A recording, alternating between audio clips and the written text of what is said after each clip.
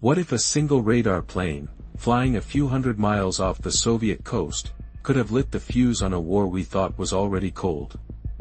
That was the question hanging over the Pacific on a clear July day in 1979, when a U.S. Navy signals intelligence C-130 slipped into the shadow of Kamchatka.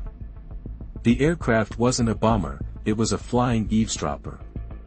A hulking transport patched with antennas, it trawled the Soviet Far East for electronic chatter, mapping radar signatures and listening to radio traffic. Its crew wore headphones, not helmets. They weren't looking for a dogfight, they were looking for a signal. Yet the mission's geography, just beyond the narrow limit the Soviets claimed as their airspace, meant the aircraft was practically on a leash stretched over the world's most volatile border.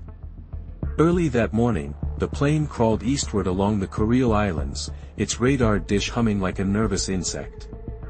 Soviet radar stations picked up the whine, and within minutes a pair of Soviet interceptor fighters roared to life. The pilots, steeped in Cold War doctrine, had a clear order: intercept every foreign aircraft near the peninsula, because any unauthorized presence was a potential prelude to a missile strike. Radio chatter crackled. The Soviets sent a standard "identify yourself" over the international frequency. The crew, trained to stay calm under pressure, answered with their call sign and declared they were on a reconnaissance flight, remaining outside Soviet airspace. The fighters lowered their wings, flashing a strobe, and flanked the C-130 like curious wolves. A tense cat-and-mouse unfolded at about 15,000 feet, the fighters buzzing just close enough to make the C-130's nose shake with each gust. The Soviet ground controllers, watching from their hardened bunker, escalated the warning. "You are violating Soviet airspace, immediate compliance is required," they hissed. In the cockpit, the commander faced a choice that felt more like a boardroom gamble than a flight decision: abort the mission and lose a day's worth of intelligence, or keep the plane on station and risk a lethal warning shot. History records that the Soviet pilots never fired. The aircraft turned away after a tense several minutes, their engines whining a reluctant retreat. The C-130 continued its sweep, gathering data that would later help the United States map Soviet early warning radars, a small victory for the intelligence community.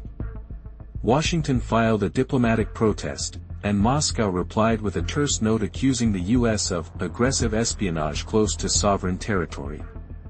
The incident faded into the daily churn of Cold War encounters, never making front-page headlines, yet the nerves it frayed were real. The frightening part isn't that the fighters were there, it's that a single command decision, a fraction of a second, could have sent a missile or a burst of gunfire toward the SIGINT aircraft, pulling both superpowers into a cascade of retaliation.